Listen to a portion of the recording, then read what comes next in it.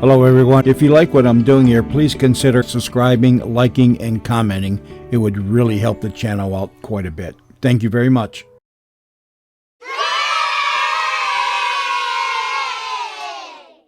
The CBS Radio Mystery Theater presents...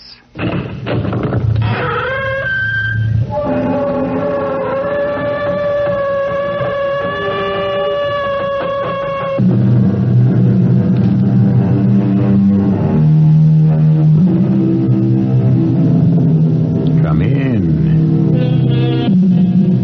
Welcome. I'm E.G. Marshall.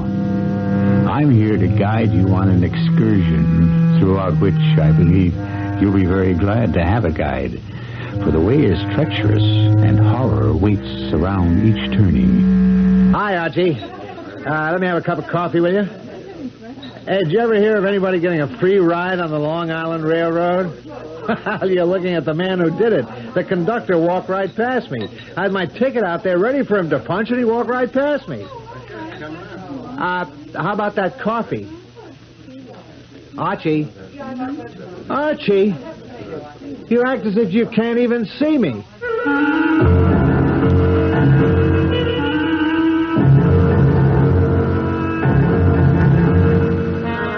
Our mystery drama, The Master Computer, was written especially for the Mystery Theater by Field and Farrington and stars Robert Dryden and Augusta Dabney. It is sponsored in part by Anheuser-Busch Incorporated, Brewers of Budweiser, and Buick Motor Division. I'll be back shortly with Act One.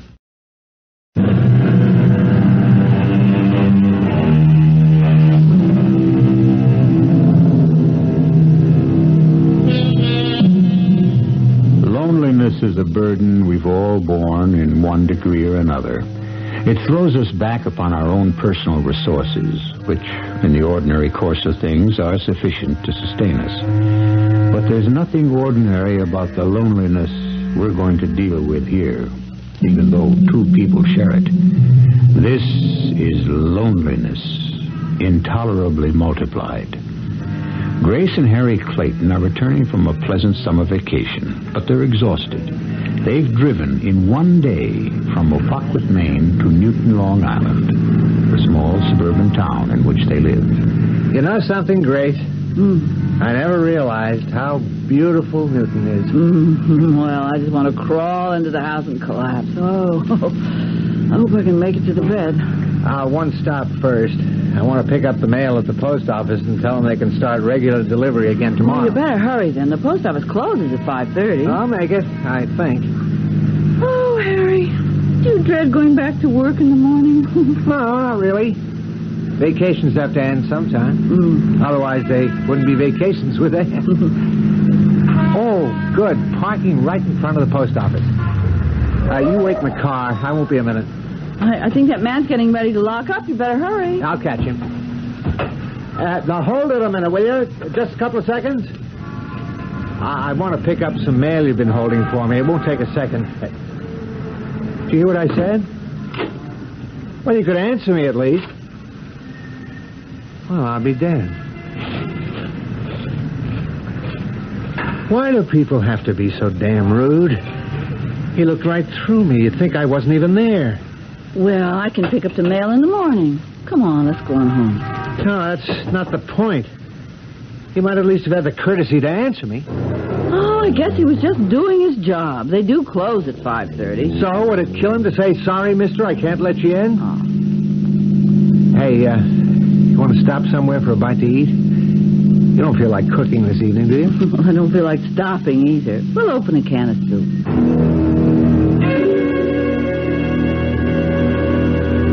This bread's moldy, Grace. Oh, well, I'm sure there's some kind of crackers in the box. Oh, I've got just about enough energy to eat some soup and make one phone call. What phone call? I thought I'd call the kids at the camp. This evening? What for? Oh, I don't know, really. I just feel like talking to them. Okay. I've been worried about Benny's batting average myself. You go ahead and make the call. I'll heat the soup. I suppose it's silly, but I just don't feel like any. Camp catcher, what? Hello, Hello, this is Mrs. Clayton, Tim and Benny's mother, and I'd like to speak to... Can't catch you up. Can't you hear me? I want to speak to either Tim or Hello? Benny. Hello. This is Mrs. Clayton. I'd like to speak to... He hung up. Huh. Well, it must have been a bad connection. I could hear him perfectly well, but he couldn't seem to hear me. We'll dial them again. Maybe you'll get a better connection this time. Oh, I guess it's silly anyway. They're probably having supper. How's the soup? Oh, good. Hey, I think I'll call Pete and Alma Rhodes. What for? Oh, just let them know we're back. No reason. I guess we've both got telephonitis tonight. Okay. Oh, let me talk to Alma before you hang up. Oh, this soup isn't really as good as I make, but it's the spot. Hello. Hi, Alma. It's Harry. We're back. Hello. It's Harry, Alma. Can't you hear me? Hello. Oh, I don't know why people... I guess our phone's out of order. Same thing? She couldn't hear you? Yeah. I'll report it to the phone company tomorrow from the office. Oh, what if somebody tries to call us tonight? I'll be very glad the phone's out of order.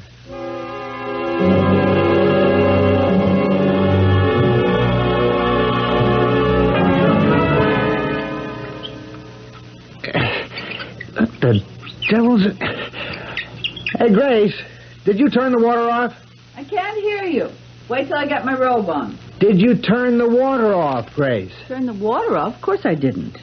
Well, it is off. Oh, it can't be. The shut-off valve is clear down in the basement.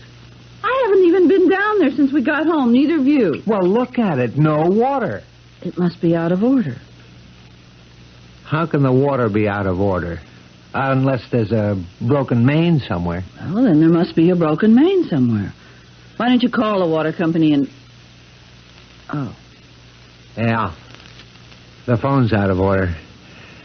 And I'm going to be out of order myself if I don't get some coffee pretty soon. Well, there must be... Oh. Well, there ought to be enough ice cubes in the refrigerator to melt down so we can make a couple of cups of coffee. Hey, you know what? You're a genius.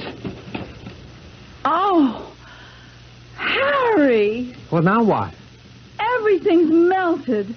Every single thing in the freezer. Oh, just look at that mess. Oh, for Pete's sake, what next? Oh, that refrigerator isn't even a year old yet, and... Wait a minute.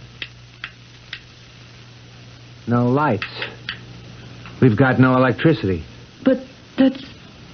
What's going on here, Harry? I don't know. Well, I don't see how everything could go out of order. I mean, all at the same time.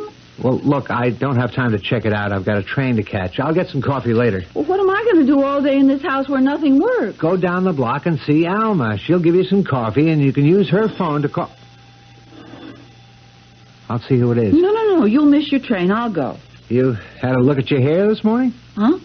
Oh, okay, you go. I won't be a second. It's probably Alma anyway. I'm coming. Good morning. You're Mr. Clayton, aren't you? Harry Clayton? Yes? My name's Handy. May I come in? Well, what is it? I was just leaving. I understand you've got some trouble here. Yeah, we've got trouble, all right. Are you from the phone people or the water or the electricity? They're all out. As a matter of fact... How did you find out? Did somebody report it? It was reported in a way. May I come in? I guess you'd better. Grace, I was just getting ready to leave. If I miss the 8:12, I can't get another one until, half hour or so. I think it just might be better if you didn't leave just yet. Is it Alma? Did you tell her... Oh. Grace, this is Mr. Handy. I'm very happy to know you, Mrs. Clayton. Mr. Handy's from the... where are you from? I came just as soon as I could get here when we heard about the trouble. If you'll just... Oh, are you going to fix things? You know, nothing's working. The water or the telephone and my freezer is just a mess. Wait a minute. You can't be here to fix all three of them. Which company are you from? The fact is, I'm going to ask you both to come with me. We can get this whole thing straightened out in no time at all. Come with you? Well, that doesn't make sense. Oh, it does, really. I suppose it sounds a little strange, but... Come with you where? Good question. It's It's a matter of computer malfunction. You know how things can get fouled up. You can't really blame the computer, I suppose. It must have been improper programming or I don't know. It's never happened before, and I'm very sure that it will not... What good's it going to do our coming with you? I don't know anything about computers. I'm a copywriter, advertising copy. Nothing to do with that, actually. If you'll just... Come with you where? I'm afraid I'm not at liberty to tell you that. Not just yet. I think you'd better just leave, Mr. Handy. You won't come with me? We will not.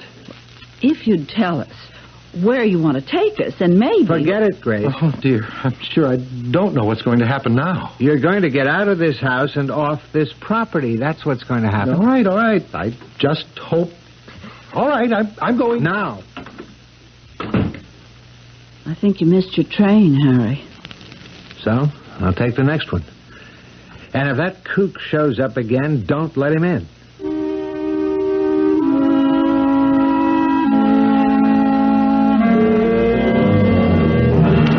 Hi, Archie. Let me have a cup of coffee, will you? I haven't even had my first cup this morning, and I'm dying. Did you ever hear of anybody getting a free ride on the Long Island Railroad?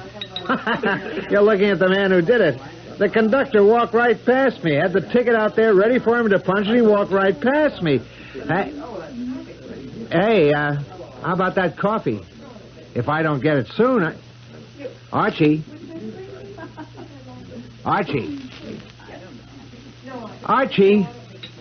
You act as if you can't even see me. Anybody home? Alma? It's Grace. Where are you? Oh, hi, Alma. You know, we tried to call you last night, but our phone seems to be out of order. Now, I could have sworn I heard that screen door slam. Hey! Oh, it's me. I slammed the door. Oh, those rotten kids. I swear, one of these days... Alma, come on. Don't play games. Are you sore at me or something? What's the matter with you, Alma?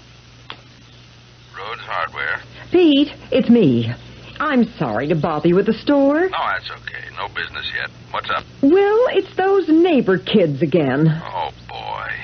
What have they been up to now? Well, they slammed the kitchen door. It must have been the kids. Alma, it was me. I slammed the door. I don't want to scare you, but are you sure there's nobody in the house, honey? Oh, there couldn't be. I came right out to the kitchen, and there's nobody here. Alma, what are you trying to do to me? Okay. I'll speak to their parents again this evening.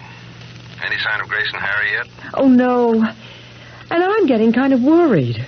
I know they wanted to get home yesterday. Harry was supposed to go back to work this morning. Alma, listen to me, Alma. Maybe they decided to take an extra few days or something. I wouldn't worry. You lock the doors now, you hear? Yes, I will. Bye. Alma, please. Oh, I wish I knew what happened to Grace and Harry. Alma, I'm here. I'm here in the kitchen with you. Well, I guess they can take care of themselves.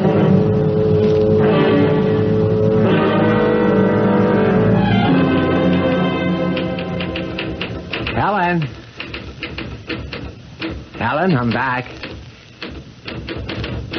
Listen, will you knock it off with the typing and look at me, for Pete's sake? I'm Harry Clayton. I've been here almost 3 years, and you... Damn it, look at me. Stop that typing. All right, if you won't talk to me, maybe Dave Green will.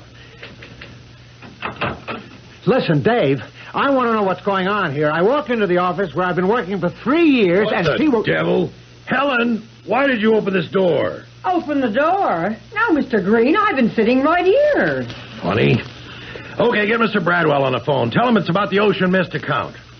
Listen, Dave, I've had just about enough of this. How could it blow open? There's not a breath of air in this place. Come on, Dave, a joke's a joke. You know perfectly well I'm standing right here beside you.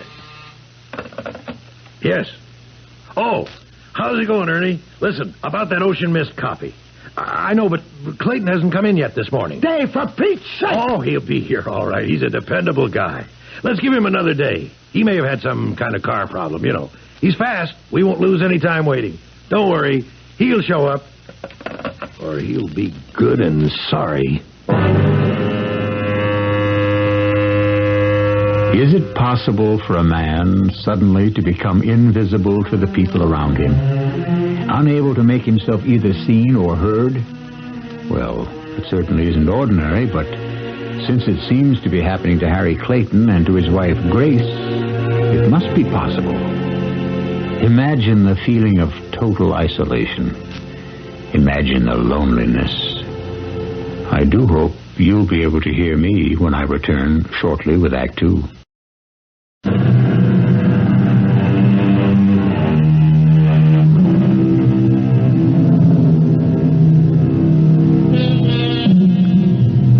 Something has gone terribly wrong in the usually quiet lives of Grace and Harry Clayton. They find, first of all, that their telephone, water, and electric services have been cut off. And then, worse still, far, far worse, they find that they themselves have been cut off. Cut off completely from the comfort and warmth of human interchange. Other people, friends and strangers alike, are unable either to see or hear them. Grace, honey, what are you doing sitting out here on the curb? Grace, what is it? What's happened? Alma's mad at me. She won't speak to me. Just act like I'm not even there. Well, what are you doing sitting out here on the curb? No, I locked myself out. I took my purse, but I can't find my key in it, and I can't get in the house. You say Alma acts as if you're not even there? Yes, and I think it's mean. And I told her so. The same thing's happening to me, Grace. Alma's mad at you, too? No, I mean, people don't see me or hear me when I speak. The counterman at the diner, Helen, the receptionist at the office, even Dave Green, the copy chief. But why should everybody be mad at us all of a sudden? I don't think they are, Grace. I think they really can't see or hear us. Really? Can't? Oh. But that is impossible. Is it? I would have said so yesterday. I'd have laughed at the idea, but today, it's happening. I don't see how it's possible. If it's happening, it's got to be possible. Let's go in the house.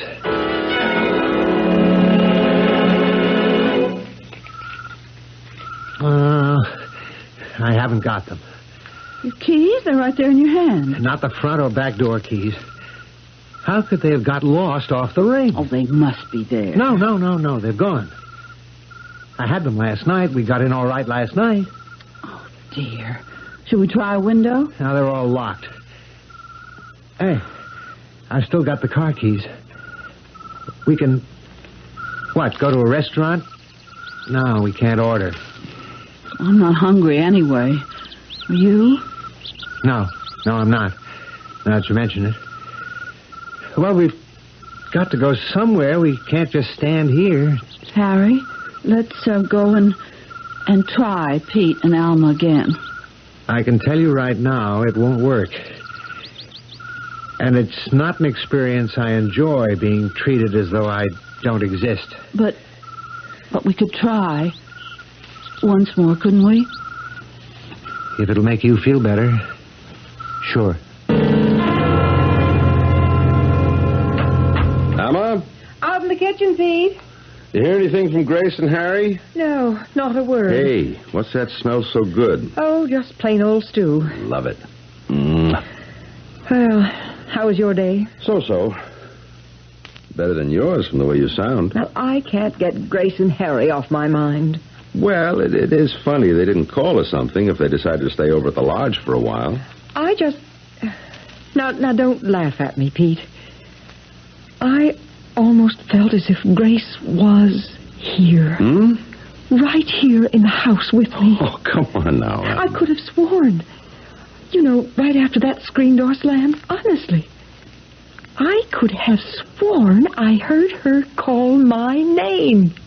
I bet you a quarter if we called, they'd be right there in the dining room at the lodge having a drink before dinner. Oh, could we?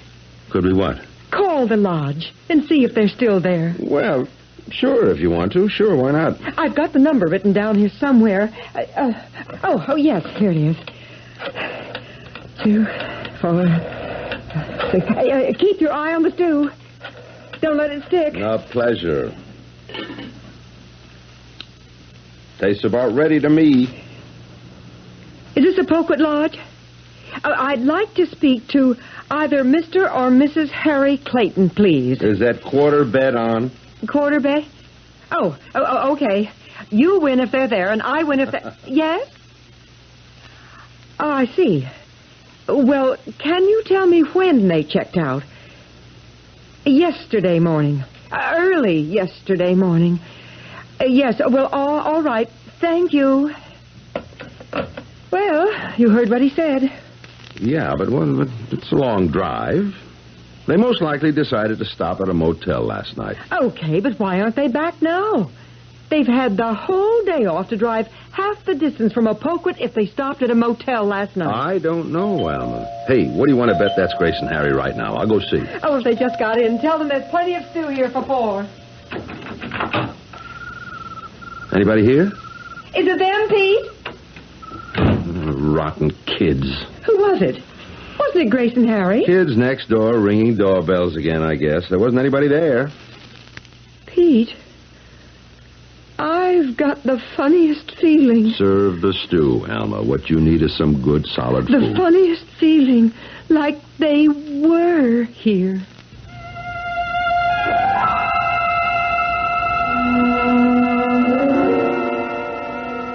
There must be something we could have done, Harry. Something to make Pete realize that it was us ringing the doorbell. I don't know what. It's the most frustrating thing that ever... Come on, get in the car, Grace. I don't know what's happened to us, but I do know that things don't go the way you expect them to anymore. I'm scared, Harry. Scared. So am I. Ah, the car goes. That's something, anyway. Harry? Yes? Can we drive up to Camp Catchawa, see the boys? You sure you want to? Oh, yes. What if they can't see us or hear us, like everybody else? What if they don't even know we're there? But surely the boys. After all, we can see each other. Yes, but we don't know why. All right, we can try it, I guess. We've only got about a half tank full of gas, though. Well, there'll be plenty of gas stations along the way. So? For one thing, I don't have much money, $6 or $7. And I don't know any way to get any more. And if I had $1,000 in my pocket, how would I go about getting a gas station attendant who doesn't even know I'm there to put gas in the car?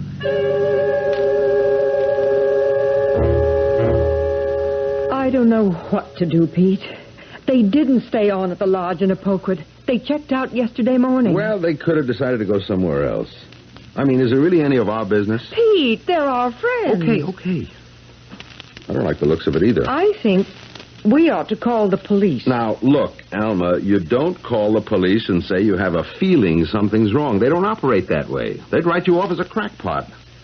Well, maybe they would.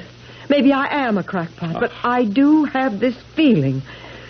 Well, they can write it off if they want to, but I can't. Well, all right. If you feel that strongly about it, I'll call them. No, I'm the crackpot. I'll do the calling.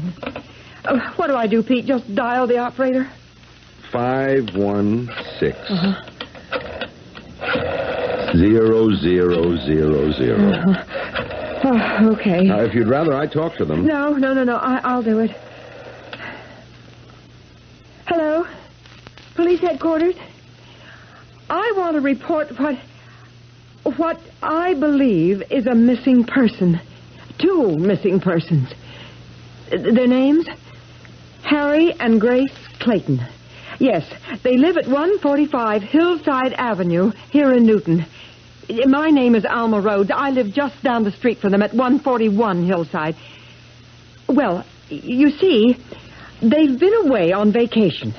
They stayed at a Poquet Lodge in Poquet, Maine.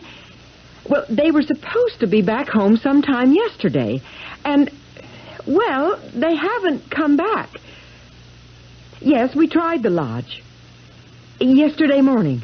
Yes, the clerk said they checked out yesterday morning. Well, I suppose it doesn't sound like much to you, but...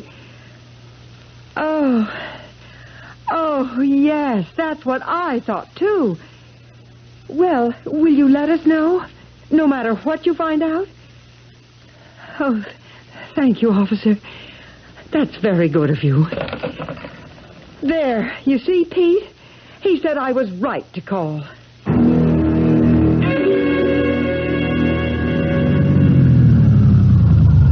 I don't think this station's open, Harry. Well, we're running pretty low on gas. Maybe they don't lock their pumps. Isn't there a light in that window around there on the side? Huh? Oh, yeah, looks like it, Okay, I'll go around, and if there's somebody there, I'll offer to buy $6 worth of gas. And if there isn't anybody, or if he doesn't hear me, I'll just help myself. Well, I don't know whether to come with you or wait here. Wait here. I won't be long. Hello there. I'd like to buy some gasoline. $6 worth of gas, if you're open for business. If you don't sell me $6 worth, I'm going to steal a whole tank full. Okay, if that's the way you want it. Did you talk to him? Yeah, sure, I talked to him. He didn't answer me, of course, but I talked to him. He may have been asleep. He was leaning back in a swivel chair with his eyes shut. Well, didn't you shake him or anything? No, I didn't want to touch him. Wait a minute. Let me see if I can make this pump work. Ah, it works. Turns itself off when it's full. Harry? Yes? Why didn't you want to touch him? I don't know. I've been thinking about that. I haven't felt like touching anybody all day. On the train earlier, I kept dodging and ducking so I wouldn't touch the other passengers. Why? Well, I guess I don't really know. Maybe I was afraid that they wouldn't feel it if I touched them. But you picked up the pump hose and put it in the tank. I mean, if you could do that... Yeah, I know. Let's go, Harry. As soon as the tank's full. See, the gas hose is a thing. I'm afraid to touch people. I'm afraid to.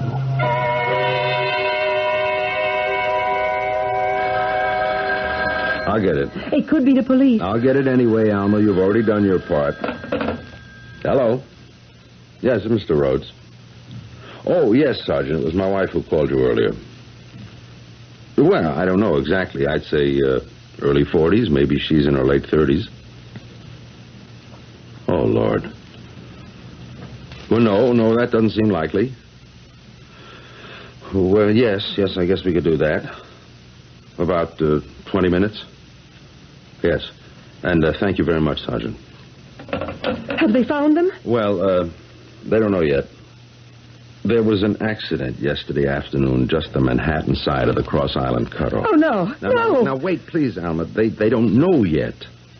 2 people, a man and a woman, were hurt, but they didn't have any identification on them. Now, that doesn't seem likely, does it? I mean, that Grace and Harry would travel without identification? Are they... They're still alive, but it looks bad. Oh. They want us to come over to Union Hospital and make an identification, if we can.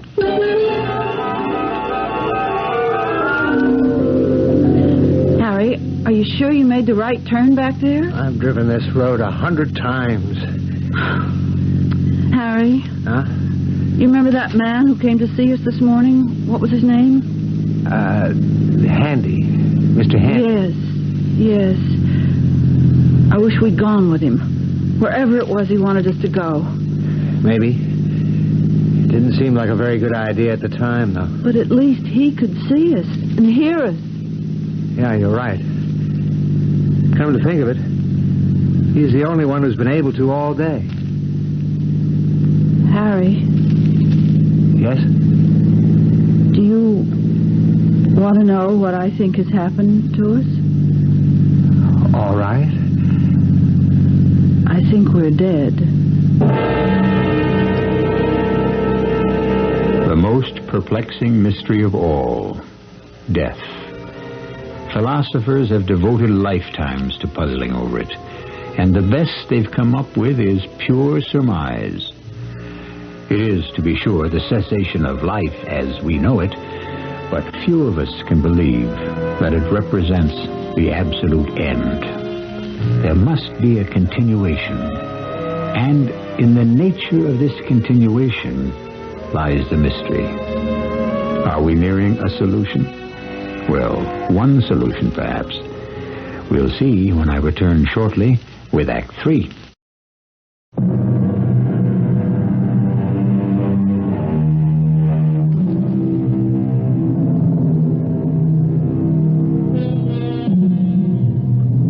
To the rest of the world, Grace and Harry Clayton have apparently ceased to exist.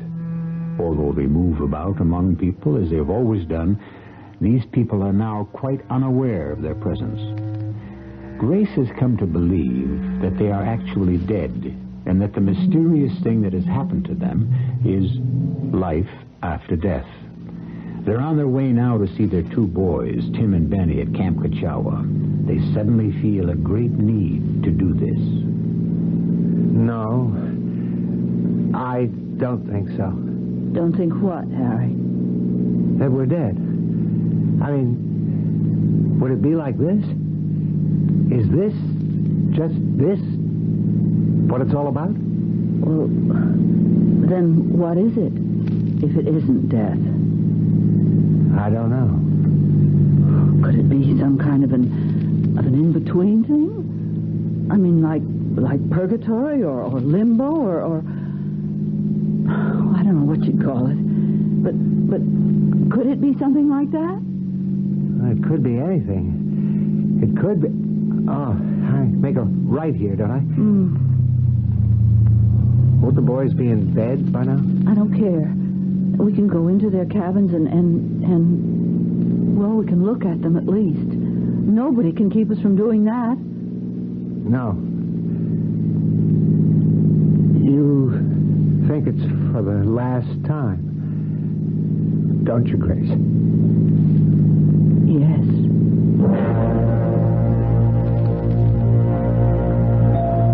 You stay here in the waiting room, Alma. I'll go in and see them. I ought to go in there with you. If I weren't... What would be the point? In case it should be Harry and Grace, it wouldn't help matters for both of us to have to see them. Pete? Yes. It is Grace and Harry? Yes. Are they... They're still alive. Doctor says he doesn't see how it's possible, but they're both still alive. Is there any hope at all? Well, there's always hope. I'm quoting the doctor. I don't understand about no identification. Yeah, neither does anyone else.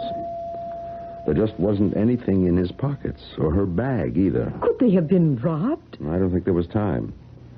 Look, I told the doctor we'd wait, but if you'd rather... No, I want to stay. The only thing is, I think I'm going to cry. Now, you go ahead. Maybe I will, too.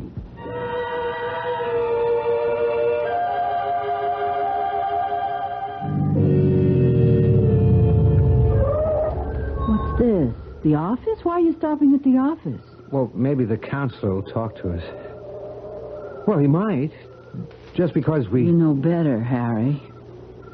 Yeah, okay. But anyway, we don't know what cabin Tim and Benny are in. They must have a record of it somewhere in the office. Tim wrote that they have a little cabin all to themselves. These prices, they should have room service.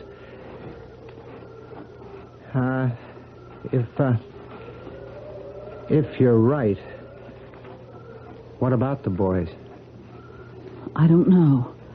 My sister, I guess, and her husband, Alice, and Fred, they'll be good to them, and...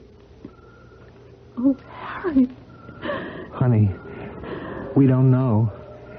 Not yet. We're not sure. Okay. Good evening. We're Mr. and Mrs. Clayton, Tim and Benny's parents, and... Clara there. Yeah, this is John Finch. I'm sorry to bother you while you're on the phone, He but... doesn't hear you, Harry. Hey, Clara, how's it going? Yeah, I'm stuck here tonight, just waiting for the phone to ring or whatever. If you could just take a second or two and tell us which cabin Tim and Benny Clayton We'll are have in... to find it for ourselves, Harry. He doesn't know we're here. Let's check this filing So cabinet. long as I got this place to my... What the devil? Hey, just hang on a minute, Clara. Health charts, these look like. Who did that? Now, wait a minute. Who's in here? This could be it. Yes, Arnold, Barlow. Yes, here it is. Clayton, Timothy, and Benjamin. Cabin number 7. Wait a minute. Put that folder back in there. Oh, Lord. Let's go, Grace. Clara? Hey, Clara, something screwy's going on here.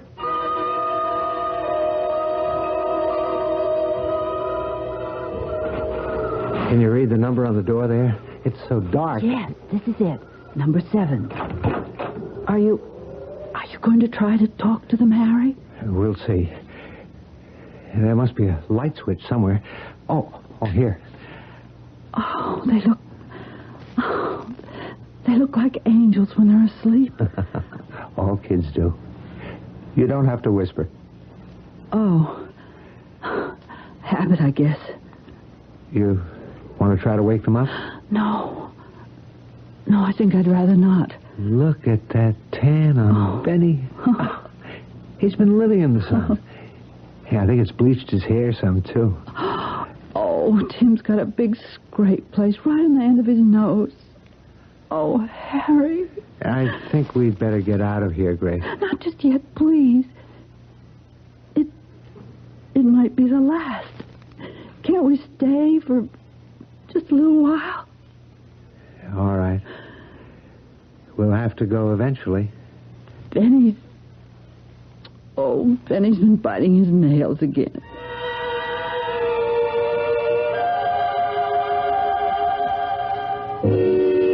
Mr. Handy, will you come in now? Yes, sir. I'm sure you know why you're here, Mr. Handy. The Clayton situation, of course. I'd just like to point out, though, that if the computer hadn't malfunctioned... We managed for a good many hundreds of years before we had the computer, you know. Yes, sir. The situation as it stands is quite intolerable. We've lost them. Lost them? They wandered away. Drove their car, I believe. And the computer, even now in good working order, hasn't been able to locate them. Oh, dear. Yes. You made contact this morning and then let them get away. Isn't that true? They wouldn't come with me, sir. They absolutely refused. Well, it's still your assignment. My assignment? Go and find them, Mr. Handy. Go and find Grace and Harry Clayton. But if the computer can't find... Then you must.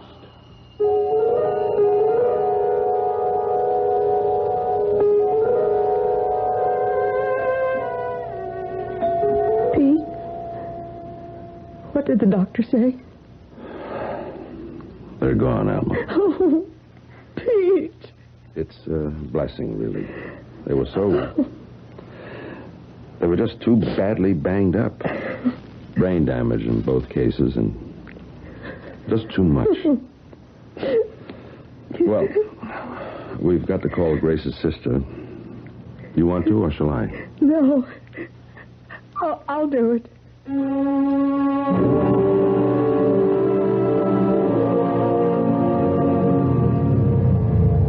Now what? Are we out of gas? No. Not according to the gauge.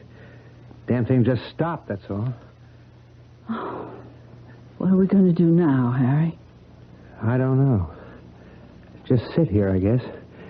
Or get out and walk in the fog. I don't think it matters much. But we can't just leave the car sitting here in the road like this, can we? How long since we've seen a car, Grace? Well, not for a long time. Listen. For what? Just listen. you hear anything? Anything at all? Well, it's nighttime. A foggy night. Nobody... No frogs? No crickets? Absolutely nothing. It's scary. With the fog and everything. Yeah. Especially everything. Mr. Clayton! Mrs. Clayton! Yes! We're here. We're right here. Do you think it's Mr. Handy, Harry? I don't know. Somebody knows we're alive, at least. Or that we're not. Is it you, Mr. Handy? Yes, it's me. Don't go away. Oh, my goodness, what a time I had finding you. You shouldn't have left the house. Well, we couldn't get back in. We both lost our keys some way. Yes, well, it doesn't matter now, does it? Mr. Handy, are we dead? Yes, you are now. The computer's been fixed. What's a computer got to do with it? You see, when the truck crashed across the divider and hit your car on the way home from Maine, just at that moment, the computer malfunctioned. It didn't record your deaths. So, well, of course, you weren't properly dead or properly alive either, and all sorts of things went haywire. We're really terribly sorry. So that's how it was. It seems so strange. We didn't even notice. It was instantaneous, or would have been, except for that miserable computer. You've been in a coma while we got it repaired. So, what happens now? Well, you aren't going to make trouble about coming along with me this time, are you? Oh, no, not this time. Oh, good. That's fine. Then everything's all right. Except we have 2 children, Mr. Handy. But they're provided for, aren't they? We'll never see them again. What do you mean you'll never see them again? We're dead. They're alive. Well, but they'll die, of course. Why? Eventually. Everybody does. You know that. Oh. Well, at least we get to see them once more. But to wait a lifetime. No, my dear. It'll hardly seem longer than drawing in a breath and breathing it out again. We're dealing with eternity here,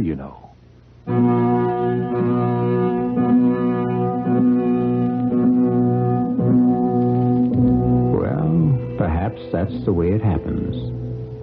Perhaps it isn't. All we can do is pass the story along to you as it came to us. Each of us, whether he is aware of it or not, has his own thoughts upon death and what follows it, based on what he has witnessed, what he feels in his heart, and maybe on what he has heard on Mystery Theater. I'll be back shortly.